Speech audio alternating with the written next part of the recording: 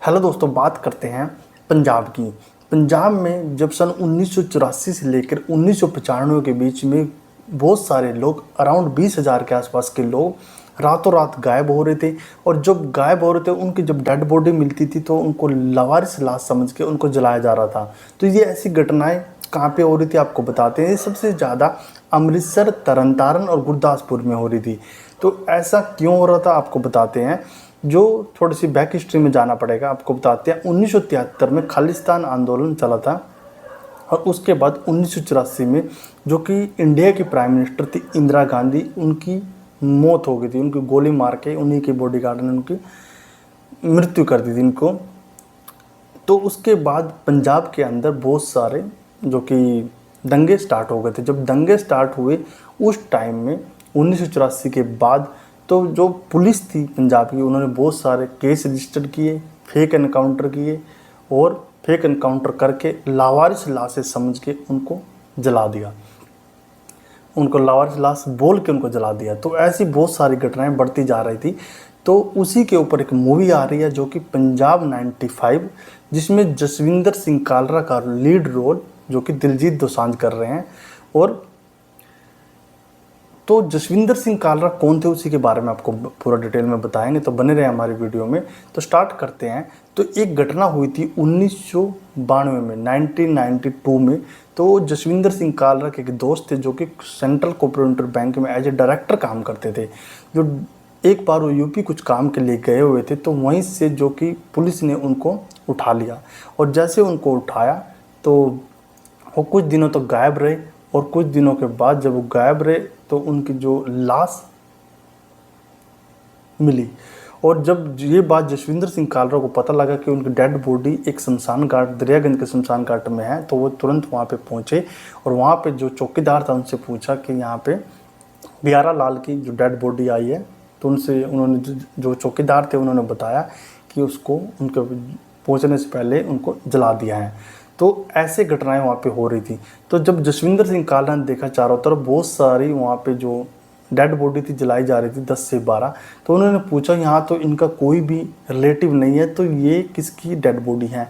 तो उसने, चौकीदार ने बताया जसविंदर सिंह को कि ये सब लावारिस लाशें हैं। तो वो ये सुन के बहुत आश्चर्यचकित हुआ, ऐसे कैसे हो सकता है कि 10-12 डेड बॉडी जल रही हैं तो उनका कोई भी वारिस यहाँ पे ना हो। तो उन्होंने पूछा ऐसी डेड बॉडी कितनी आती है महीने में। वो कह रहे ऐसे हम आपको नहीं बता सकते कि कितनी आती है, उनको भी इतना मालूम नहीं कितनी आती है। तो उनको फिर भी वहाँ पे रजिस्टर में लिखा होता है, तो वहाँ से कुछ डिटेल मिली तो उनको पता लगा 300 के आसपास वहाँ पे हर महीने लावारिस लाशें आ रही थी जिनको वहाँ पे जलाया जा रहा था।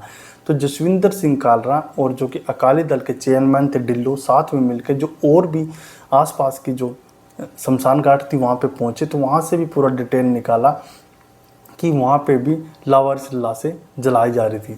जो लावारिस लाशें जलाई जा रही थी तो उनके खिलाफ जो कि पंजाब हरियाणा हाई कोर्ट में पिटीशन दायर की गई, लेकिन उसका कोई भी रिस्पॉन्स नहीं आया। जब उन्होंने पिटीशन दायर की उसका उन्होंने कोई भी आउटपुट नहीं मिला। उसके बाद जो जसविंदर सिंह कालरा थे, सभी के सभी जो शमशान घाट थे, अमृतसर, दरियागंज, गुरदासपुर, तरन तारन, सभी के सभी शमशान घाट में गए और सभी के सभी डॉक्यूमेंट के साथ जो हर महीने जो डेड बॉडी जलाई जा रही थी उनका डिटेल लेके आए। और डिटेल लेके आए जब उनको पता लगा पट्टी में 400 डेड बॉडी जलाई गई है, तरन तारण में 700 और दरियागंज में 2000 डेड बॉडी जलाई गई हैं।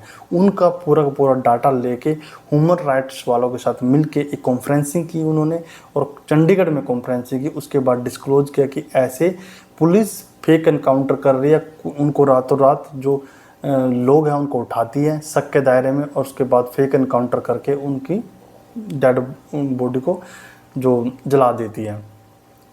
लेकिन अमृतसर के जो डीआईजी थे उसके बाद उनका बयान आया। उनका कहना था कि ऐसा कुछ भी नहीं है, पुलिस कोई भी ऐसा गलत काम नहीं कर रही है, फेक एनकाउंटर नहीं कर रही है, ना ही लावारिस लाशें को जला रही है। उनका कहना था कि यहाँ से लोग काम के लालच में यहाँ से पंजाब छोड़ के विदेशों में भागते जा रहे हैं। लेकिन उसके कुछ दिनों के बाद 6 सितंबर 1995 को जसविंदर सिंह कालरा अपने घर के बाहर गाड़ी धो रहे थे तभी कुछ पुलिस वाले आए और जसविंदर सिंह कालरा को उठा ले जाते हैं। उठा के जब वो ले जाते हैं तो घर वालों के आसपास जो पड़ोसी होते हैं वो बताते हैं कि पुलिस की गाड़ी आई थी और पुलिस के लोग थे जो जसविंदर सिंह को उठा के ले गए हैं। तो जैसे ही वो पुलिस वालों के पास जाते हैं, घर वाले उनके केस रजिस्टर करवाने, तो लेकिन पुलिस कोई भी रिस्पॉन्स नहीं करती। पुलिस उसमें मिली होती है लेकिन उनको कोई भी जवाब नहीं मिलता। तो पूरा सितंबर चला जाता है और अक्टूबर भी पूरा चला जाता है। 27 अक्टूबर 1995 को उनकी डेड बॉडी मिलती है सतलुज नदी के किनारे पर, जसविंदर सिंह कालरा की। तो उनके घर वाले एकदम आश्चर्यचकित हो जाते हैं कि ऐसा कैसे हो सकता है। तो उनके घर वाले पुलिस के पास भी जाते हैं, उनको कोई मदद नहीं मिलती। उसके बाद वो केस सीबीआई को हैंडल कर दिया जाता है। सीबीआई जब उस केस को 1 साल तक खंगालती है तो सीबीआई बताती है कि जो जसविंदर सिंह कालरा उनको, जो कि तरन तारण से पकड़ा गया था, किडनैप किया गया था और उसके बाद उनका मर्डर हुआ और उसमें 10 आदमी इन्वॉल्व थे। उसमें उनका केस सीबीआई के थ्रू 9 साल तक केस चला और उसके बाद उसमें 6 लोग दोषी पाए गए और 6 में से 4 को उम्र कैद हुई। जो वो 4 लोग थे उन्होंने हाई कोर्ट में पिटीशन दायर की थी कि हमें उम्र कैद ना मिले, वहाँ से रिजेक्ट होगी। उसके बाद दोबारा उन्होंने सुप्रीम कोर्ट में गए थे 2011 में कि हमारी जो सज़ा है उसको कम कर दिया जाए, लेकिन वहाँ से भी वो रिजेक्ट हो गई। उसके बाद उनकी जो सज़ा थी बरकरार रखी। अब जो बचे हुए हैं उनके खिलाफ उनके घर वाले आज भी दर दर के ठोके खा रहे हैं कि उनको भी सज़ा मिले और उनको इंसाफ मिले। तो ये था एक छोटा सा वीडियो जो कि जसविंदर सिंह कालरा जो कि पंजाब के थे और उनके साथ इतना बड़ा इंसिडेंट हुआ था। और मूवी आ रही है पंजाब 95, उसमें पूरा का पूरा डिटेल में पता लगेगा कि क्या इनसाइड स्टोरी थी। तो ये था एक छोटी सी वीडियो। जल्दी आपके सामने दूसरा वीडियो लेके आएंगे, तब तक के लिए जय हिंद।